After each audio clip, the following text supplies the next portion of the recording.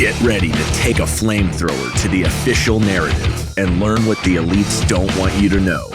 You're listening to The Tom Woods Show.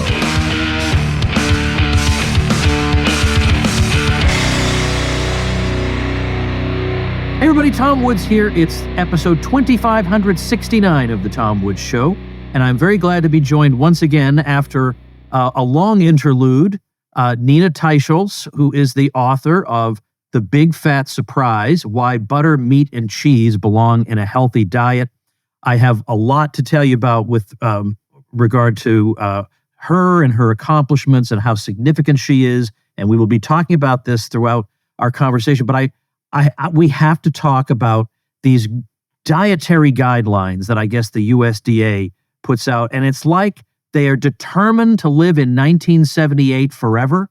Like no new knowledge has occurred to anybody, as if we're just to continue on like the food pyramid requires no revision. It's unbelievable how fact-free these people are and how impervious to new knowledge they are. So Nina, welcome back. It's great to be here, Tom. Thanks for having me. Now, do you think I'm overstating it? I mean, am I just being melodramatic when I speak that way? I don't think you're overstating it, but I would just like to kind of set the context here for listeners who may not know about guidelines or think they're irrelevant. And they're in the US and they're also in the UK. You know, the NHS puts out its Eat Well plate. And there are guidelines all over the world for different countries, and they all basically say the same thing, which we started them in the United States. I'm sorry to say we exported this to everyone globally. Started in 1980. Why are they important? Because people do not go to a government website, for the most part, to get advice about their diets.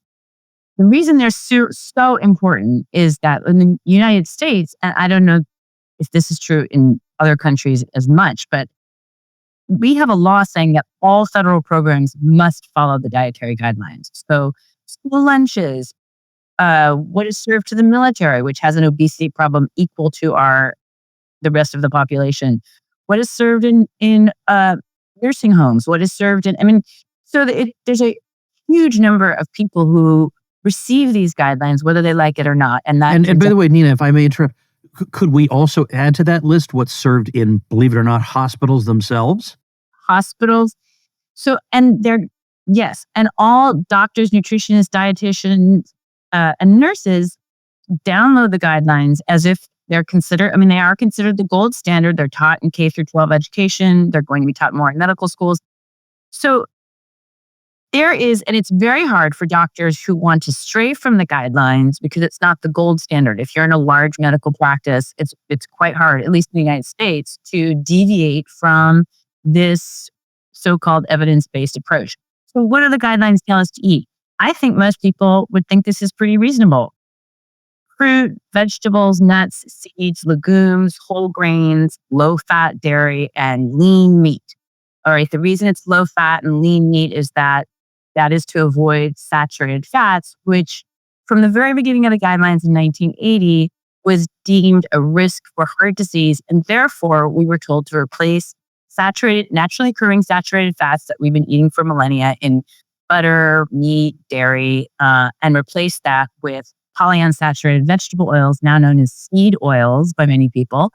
So sunflower, safflower, canola, margarine, all those oils that are pressed out of seeds or beans. Soybean oil is another big one, canola in Europe. So that has been our advice for 45 years. And I think, what is the main observation to make is that in the year the guidelines started, obesity rates were below 15% in the United States, and they take a sharp tick upwards with the guidelines. And they have continued to rise almost ever since, except for maybe a tiny drop now, I think, given the GLP-1 drugs that have come onto the scene. But the best you can say is that the guidelines have failed to prevent our chronic disease epidemics. The worst you can say, and I think it is supported by quite a bit of evidence, I believe, is that these guidelines have helped cause these diseases, have prompted them. And that's largely because, to use an image I think that people recognize, is the food pyramid, which is no longer in use, but it's that big bottom slab of the food pyramid. All it's grains, starches, whole grains, pasta, combined with low-fat dairy. This is an image that resonates with me, but it's if you want to fatten a pig, you have to give it skim milk and grains. That's the formula. And that is the formula that has been fed to us, which is not enough fat in our diet and a huge amount of grains, also fruits and vegetables, and limited amounts of natural whole animal foods like eggs and dairy and milk. It's clearly not work.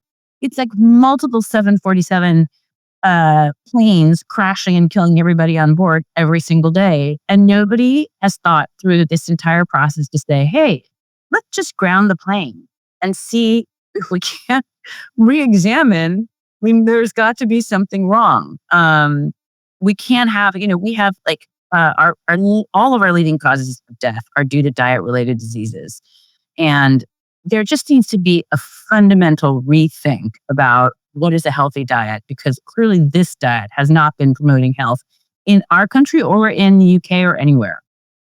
What's most annoying to me is that we have, at the very least, an overwhelming amount of anecdotal evidence. And I fear I'm trivializing it by calling it anecdotal, but we have so many people and even opinion molders who have adopted a completely different kind of diet and had tremendous results in terms of weight maintenance and energy levels and overall health. And you would think that that would somehow at some point have to trickle up into academia and puncture these bubbles that these people live in. And yet it's as if none of it has occurred. It's as if keto, carnivore, all this stuff, which, some people may say that takes things to an extreme. We can talk about that, but you can't really argue with the results. And yet we're going to proceed as if that's not even an option, that this isn't even happening. They're just impervious to other ways of looking at this matter.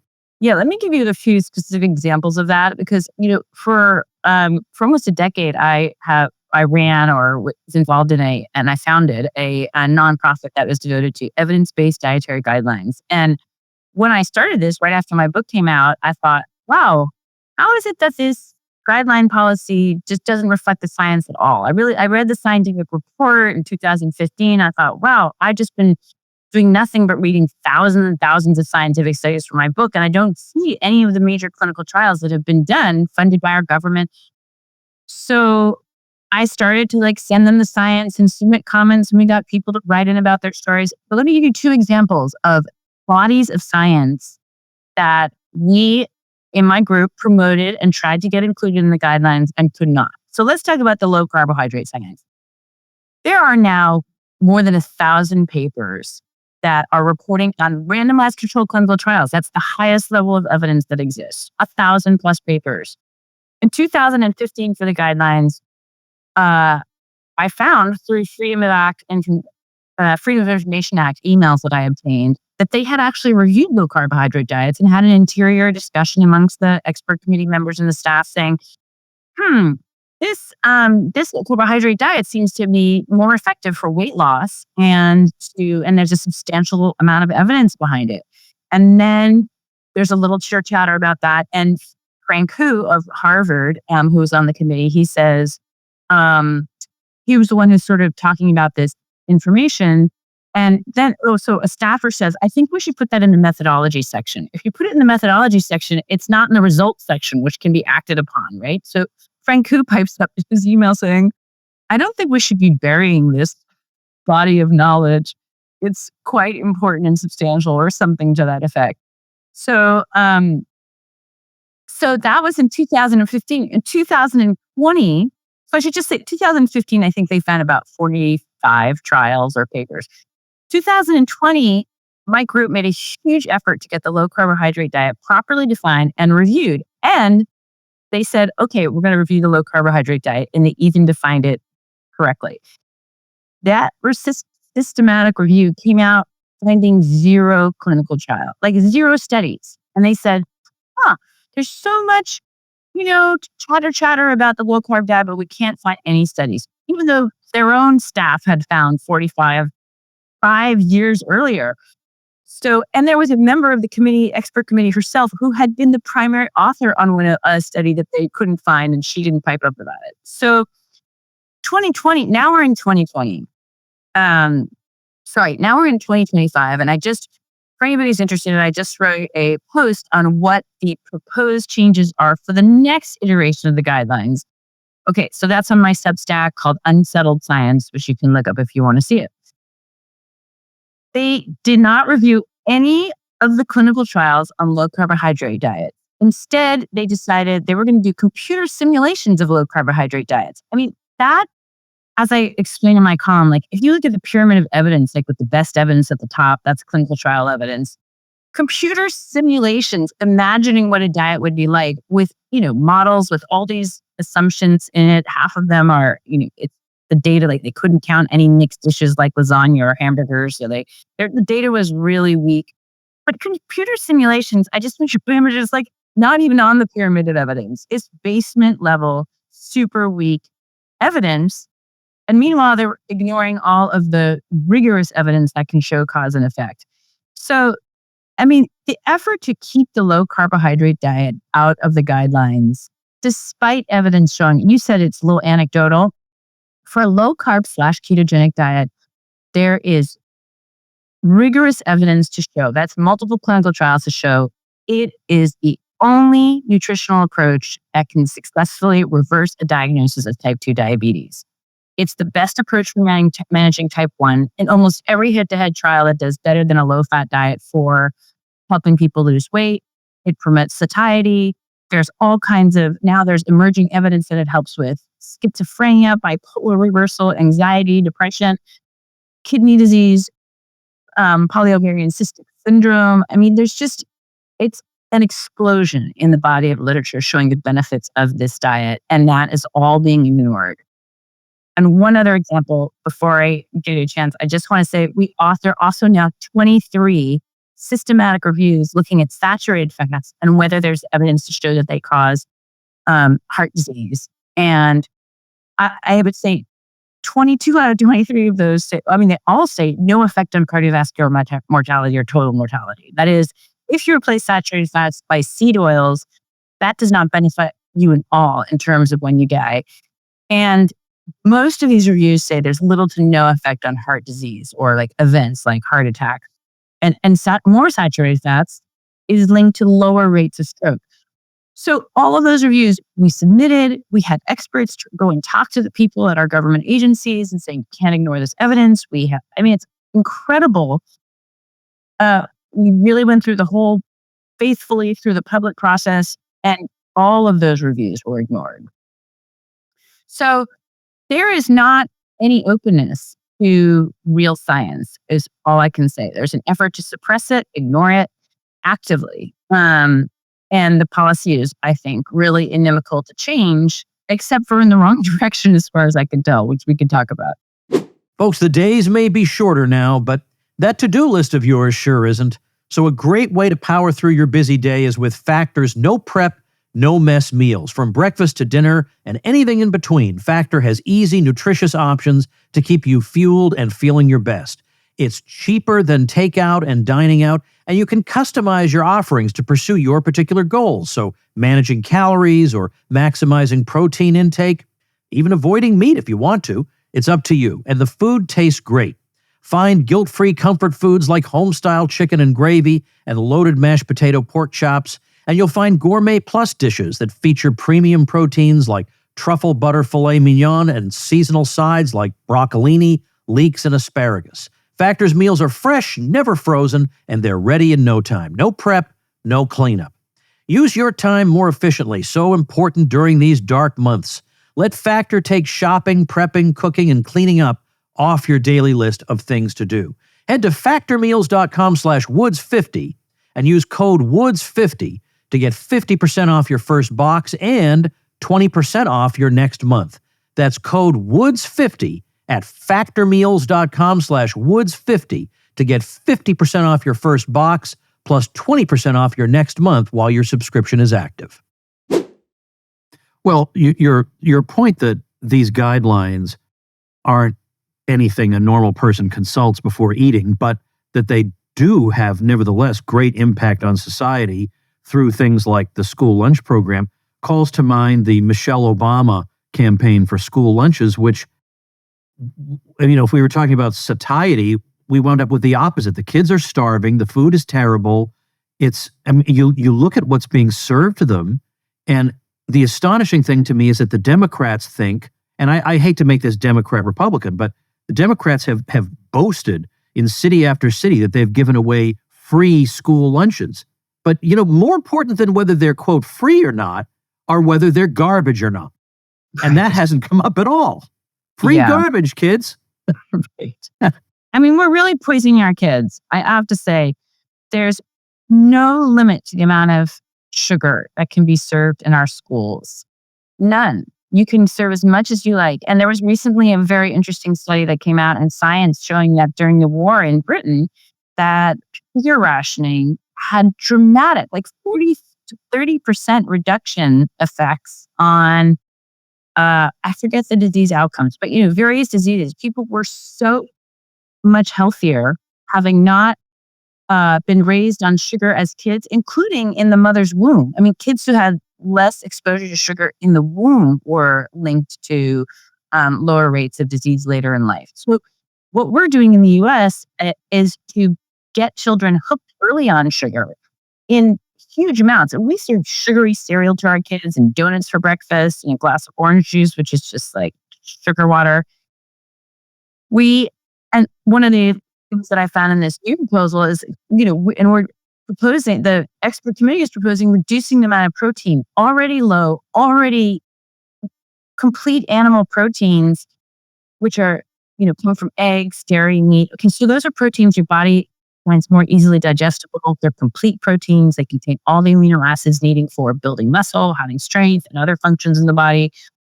That category has slowly been eroded to include beans, peas, lentils, soy. So now there's all these plant-based proteins, not as complete, not as digestible, not as usable for us, that have infiltrated this category. And more reductions in red meat and eggs and poultry are recommended for the next guideline. We're really starving our kids of what they need to grow healthy bodies, have healthy minds, be able to pay attention to school. We've really sold out our children, I think. And it's just beyond tragic. But you could also say, and our elderly who, are frail, they need more protein because it's hard for, they don't process protein as well. Nursing homes don't serve enough protein. And, and they go into these assisted living homes and they just get weaker and weaker and weaker. And, or the military. I mean, we 1/3 of our young people are too fat to even be recruited. We've missed military recruitment goals. The main reason for not having enough active service duty people in the military is due to injuries due to excess weight. There are all kinds of orthopedic injuries or other injuries. But, I mean, it really just affects every part of our society. And even for people who fix their own diet, they have to think about these other issues about coming up generation, what's happening with our military, not to mention the cost. $4.3 trillion a year the U.S. spends on healthcare, and the majority of that is to treat chronic diseases. Now, I'm going somewhere with this, but Okay. obviously you're aware of the trend, which I think is maybe on a downswing, which is good, but toward urging people to eat quote unquote impossible burgers rather than an actual burger. And some of the reason for that is for alleged reasons of climate change, or for ethical reasons, because some people have a moral problem with eating meat. But are they also claiming that it's better for you? Because there is this prejudice against red meat, which is full of nutrients you need, by the way. But there's this prejudice against it. Is it also supposed to be better for me to eat an impossible burger? I just want to know, is that one of the claims? No, I don't think so. It's supposed to be better for the planet. And and you're not killing animals. But I do not believe, I have never seen claims that it's actually healthy for you. It's an ultra processed food with a whole long list of ingredients that, there's a funny meme out there showing, the ingredient list of dog food, the ingredient list for one of these Impossible Burgers or Beyond Burgers, like, which is which? They look exactly the same. So, and there are claims that they're not as high in protein as they say they are. Maybe they claim to be healthier, maybe be slightly lower in saturated fats, but it's a highly ultra-processed food. Those companies have really bottomed out. I mean, their stock prices have plummeted, and the whole trend towards veganism has really receded. And I think that's due to a number of things. I mean, first of all, people recognize that that's ultra-processed food, and they don't want it. They want real food, as they should. Two, I think veganism has been around long enough that there's been, I think, a realization, even among celebrities who, want to be politically correct, that diet does not support energy. It does not. It's much harder to stay thin on that diet because it's very, very high in carbohydrates. It is de facto nutrient deficiencies, many, many nutrient deficiencies you can't make up with supplements. People don't absorb supplements so well. And so there's a number of women, I can't remember the names, but who come out saying like, I'm no longer on that diet. I've gone back to eating protein. I have Christy Turlington, I have eggs now in the morning. There's a big emphasis on getting back to protein. I have more energy. Elon Musk just says he's switched to eggs and steak for breakfast, which he calls a power up, boost his mood.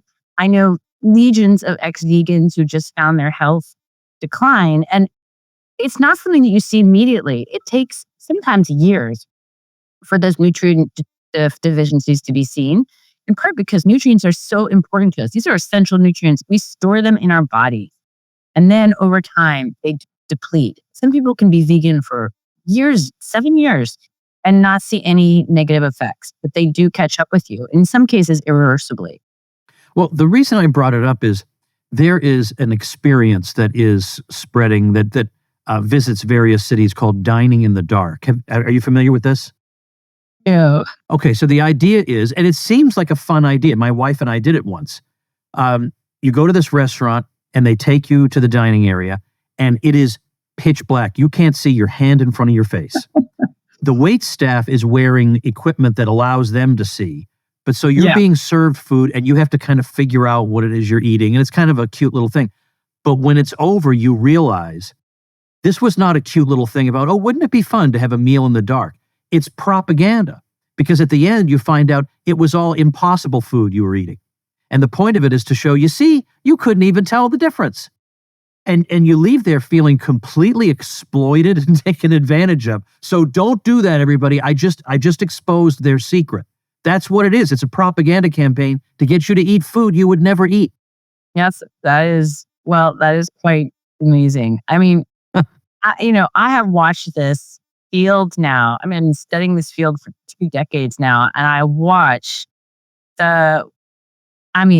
what I see is just this massive propaganda war against meat. And there's just, these companies like now practically defunct companies like Impossible Burger and Beyond Meat, they paid celebrities. They had huge promotional campaigns. And I can't remember which celebrity was it that, it's a slightly different subject, but got on stage and eat bugs. I don't know how many millions of dollars they had to pay her to eat bugs, but there's just, we could really get into this for a very long time, but due to the climate reasons, the animal rights reasons, the interests of pharma and big food, there's just a huge push to try to demonize meat, even though, as you said, full of really important vitamins and minerals, incredibly good low-calorie source of whole protein, and it contains no glucose. That's sugar, so it doesn't spike your blood sugar, which is basically how you want to approach all food. Get enough nutrients and don't eat things that spike your blood sugar. Well, let's talk about the seed oil question, because now you played a pioneering role in alerting people to this quote unquote seed oil problem.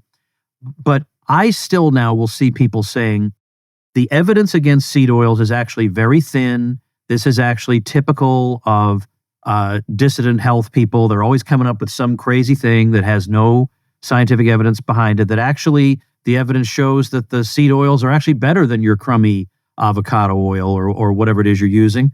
What is the actual state of the evidence on that? Well, I did introduce the term seed oils with my book and wrote really in research and wrote the first history, the first compilation of health effects. I mean, I'm not here to plug my book, and I will tell you that is still the best source of information on seed oils. Oh, I'm here to plug your book, The Big Fat Surprise. You should go read it.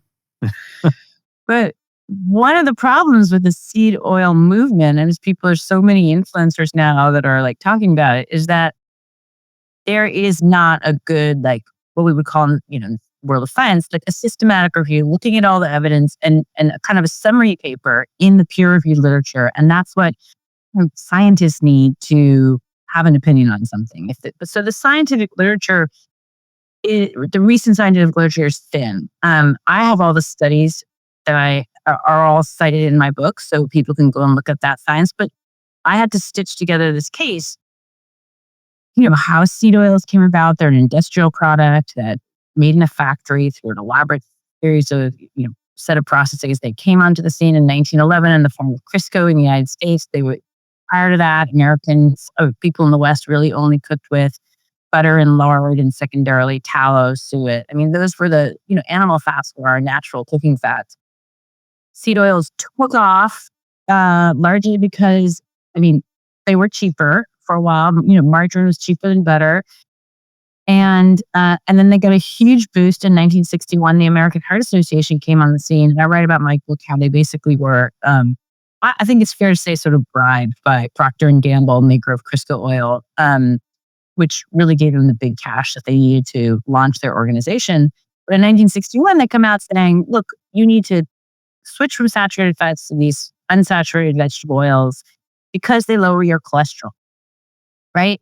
But we still think this lowering your cholesterol or now your LDL cholesterol is vital to preventing heart disease. Well, there's a whole literature that really questions that. Just one quick fact, and there's studies showing that just as many people get heart attacks who have high LDL and low LDL. And the other really important point to know is that lowering LDL through your food choices, i.e. eating seed oils, has never been shown in clinical trials on 76,000 people with the most tested hypothesis in the history of nutrition science. Lowering your LDL by ramping up the seed oils is never has an effect on your cardiovascular or your total mortality, and little to no effect on your heart attack risk or anything else. So doing that, lowering cholesterol through food, just doesn't work. I mean, work with statins, that's debatable, but it doesn't work with food. So why are seed oils in those? Let me just say, in those clinical trials on all those people, in 6 of those large government-funded trials, they found that the people on the high seed oil diets died at higher rates of cancer consistently. And there were a series of high-level meetings by the National Institutes of Health in the early 1980s saying, hey, what about these cancer effects? And top scientists of the day were invited to discuss it, try to figure it out. They couldn't figure it out. And ultimately they said, well, it's just so important to avoid saturated fats or to prevent heart disease. We're just going to ignore these cancer effects. So cancer from cause and effect type of scientific evidence. And then the other thing that I really piece together in my book is the fact that these oils they're unstable molecules. They have multiple double bonds, and especially when heated, but even at room temperature or in the light, those double bonds open up and attach to oxygen. Oxygen is oxidation. You take antioxidants, that's because oxidation is not good for you. Oxidation drives inflammation, and inflammation, as we know, has a host of effects on the body, including causing heart disease and maybe one of the reasons that it seems to be driving cancer. There are also those oils, once they become heated, become degraded into hundreds of what were called perioxidation products, but they just degrade into like hundreds of little molecules. If you fry in the oil, those molecules they enter the food, like a piece of fried chicken. And then a woman, as scientists who studied fast food restaurants, as even people ate those fried chicken, they would absorb all of that into their bodies and it would pass through the blood-brain barrier. So there, amongst those degraded molecules are acrylines, which are present in cigarette smoke and are identified as toxins, and also something called aldehydes, which are markers for cancer and are also considered highly toxic. So I really think the major health effects are, I mean, there's I think I would say kind of emerging data or a little bit of data, little bits of data here and there showing that adding seed oils to your diet or removing them from your diet affects weight, that maybe it has had a contributory effect on our obesity epidemic. I think that evidence is emerging, or, I think it's not quite there. But I think the effects on oxidation, inflammation, on the toxins in seed oils is rigorous, good data. So is the data on cancer. So, I mean, I think, also the common sense point, like, why don't you take these industrial products out of your diet and replace them with whole natural fats that we evolved to eat? Does that answer your question?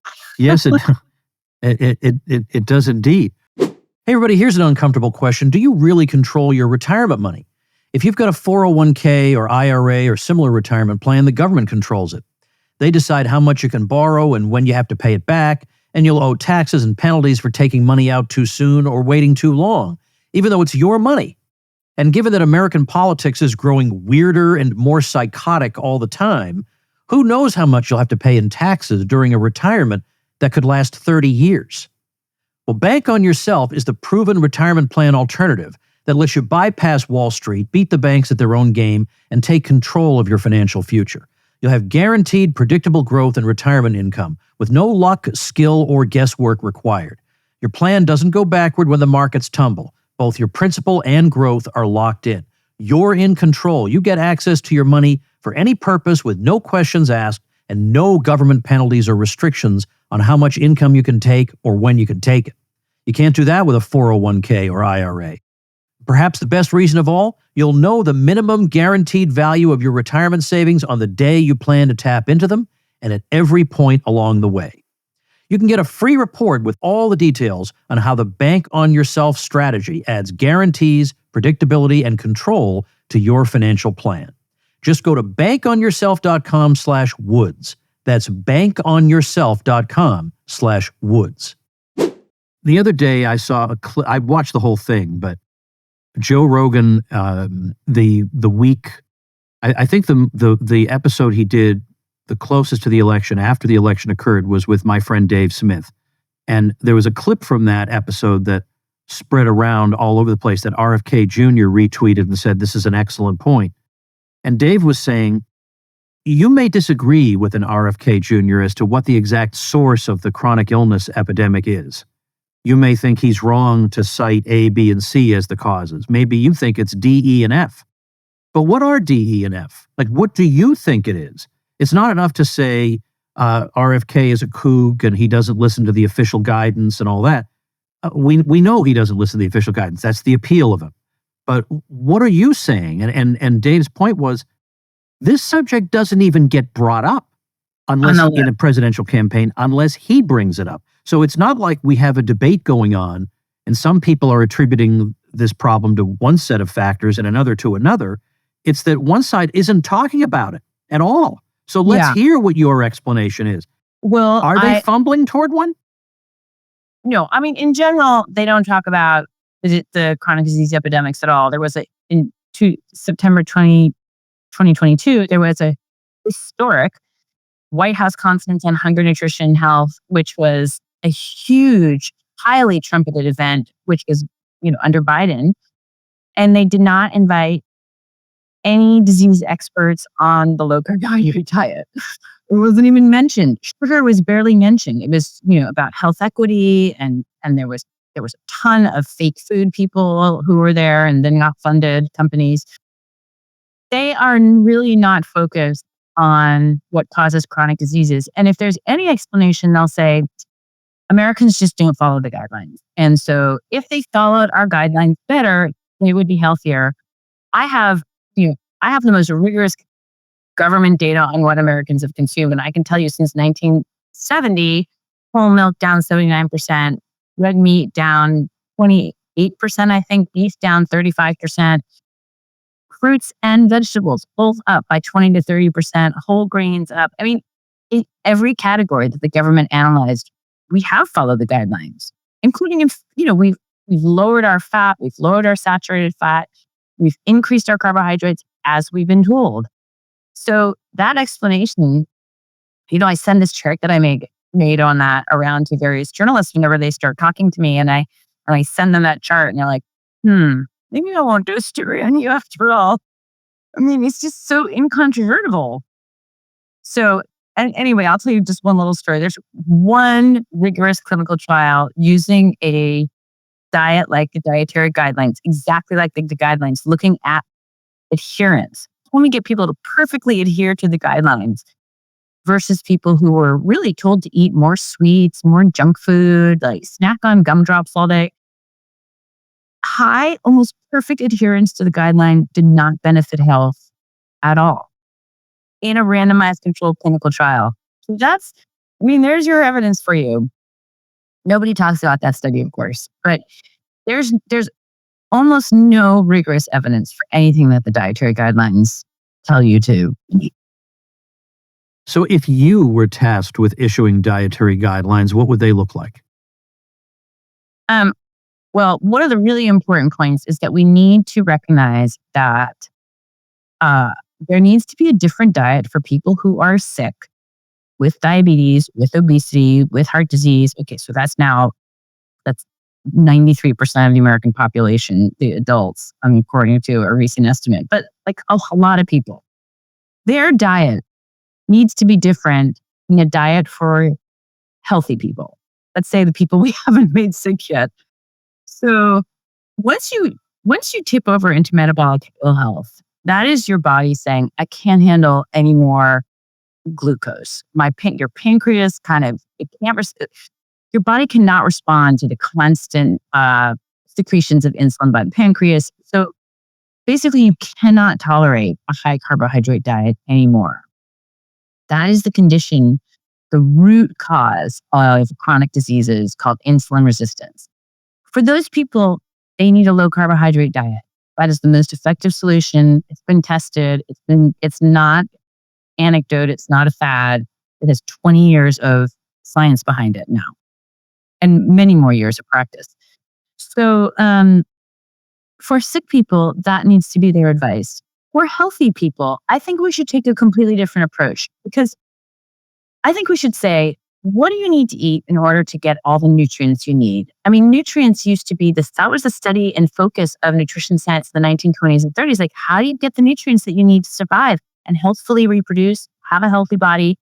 That science has to come back and say, what do we need to eat to have all the needed nutrients, right? Number one, that's, I think, and how much protein do we need? And how much fat do we need? And do we need carbohydrates?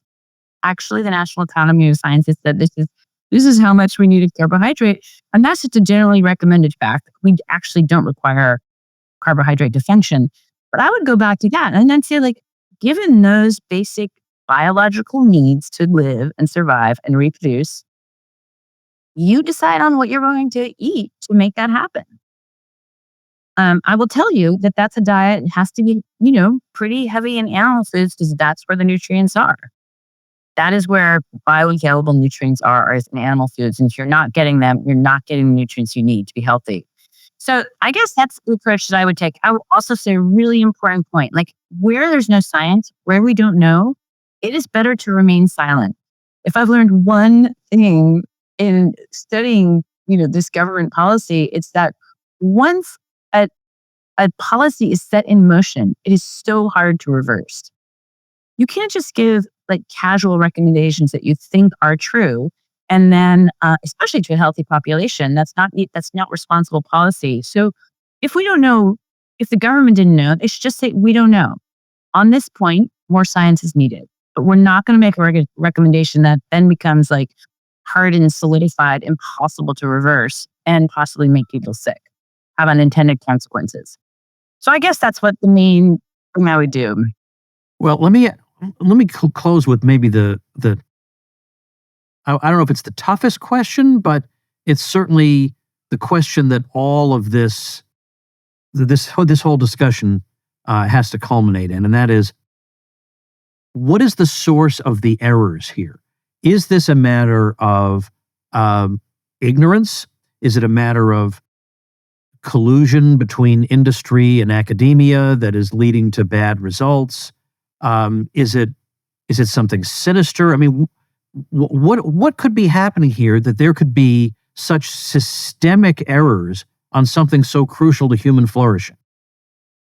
Yeah, I really explore that in a lot of depth in my book, and that's one of the focuses of my work now. I have a Substack called Unsettled Science. Maybe I've already said that. Anyway, I really focus on what are the factors driving this very, very poor science. I think most generously, I would say cognitive dissonance.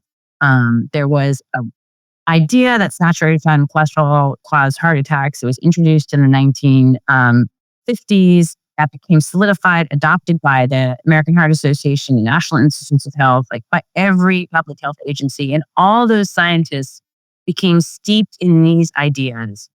And it's very hard to reverse a whole system of thought. Nutrition is very hard to study. The data is unsure here and there. So, and then scientists who spoke up. I mean, I spend a lot of time documenting what happened to the critics, because of course there were critics. I mean, there were high-level critics in, say, the 1980s. What happened to them is that they were silenced.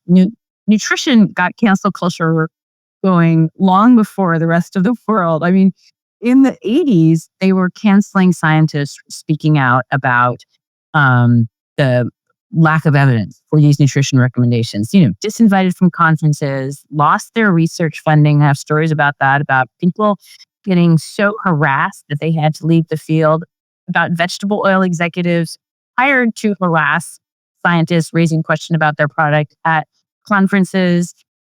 I mean, the stories are just mind-boggling. It's, getting called names, being accused of having financial interests, motivating your science. I mean, that period in nutrition science is just littered with people who brave critics who tried to speak their mind and were punished for it. Well, you can imagine the next generation of scientists just don't want to raise their hand and say, I don't agree. I mean, that's why it's taken journalists like me and Gary Tubbs to be the ones to question and challenge. And we have certainly had my share of abuse in this way. So that's one reason. Cognitive dissonance and enforcement of a dietary dogma by all the institutions involved and the scientists involved. Number two, you just cannot underestimate the role of giant food companies, right? So going back to 1940, there was a group founded called the Nutrition Foundation that include all the emerging large ultra-processed food manufacturers like Standard Biscuit Company and Heinz, and I can't remember all the names, but there was all the major heavy hitters, some of whom are around today. And their stated goal was to influence nutrition science at its source, pay nutrition scientists to do studies. That's been since 1940. That is going on. I don't think you can find a nutrition scientist today who's not paid by the food industry. And they are infiltrated the U.S. Department of Agriculture, which tends the guidelines. 95% of our last dietary guideline committee had a tie with food or pharma, and half of them had 30 such ties or more. I mean, that has infiltrated our system. Not just food, but also pharma. What is their interest? Not particularly for you to stop using their drugs and devices. So they also fund nutrition scientists.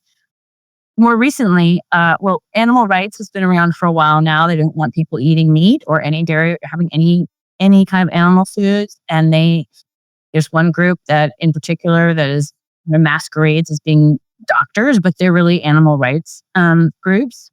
They also fund a good deal of science. And then more recently, we have this tsunami of climate change criticizing, focusing on meat as the one thing you can do to save the planet. Your own meat consumption, cows are polluting the planet. I'm not even going to get into those arguments, but all I would say is that if meat is healthy, and we are profoundly unhealthy people and we need meat to be healthy, go balance your carb budget somewhere else than on the back of the people's health. So Well, that's my main lineup of reasons. But I've gone into it in a lot of detail. I've written columns like showing all the conflicts of interest behind various very, very elite trusted scientists. And so I feel confident in saying what I'm asserting, which maybe seems a little tin-hatted, but there's a tremendous amount of research behind this. well, I would urge people, first of all, to check out your Substack. It's Unsettled Science, so therefore unsettled.science.substack.com. I'll link to that at tomwoods.com/2569, also in the video description. And then, of course, the book, The Big Fat Surprise, Why Butter, Meat, and Cheese Belong in a Healthy Diet, linked in the same places. Well, Nina, I appreciate your tireless work on this. And Thank you. it must be like an economist on his deathbed, sitting there in the hospital, and there's been a hurricane, and he has got the TV is on in the hospital bed as he's about to expire. He hears the reporter say, well, at least the hurricane will create jobs. And he thinks, my entire work as an economist has been in vain. Like you have to struggle against the establishment your whole life. But we all appreciate you because we know what's at stake here. So thank you. Thank you. It's nice talking to you, Tom. Thanks for having me on. My pleasure. And thank you, ladies and gentlemen. Make yourself and those you love less vulnerable to the regime, both mentally and physically. Get more forbidden information at tomsfreebooks.com and be sure to subscribe to the show wherever you listen. See you next time.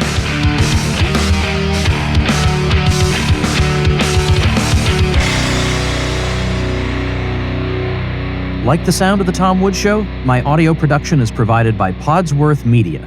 Check them out at podsworth.com.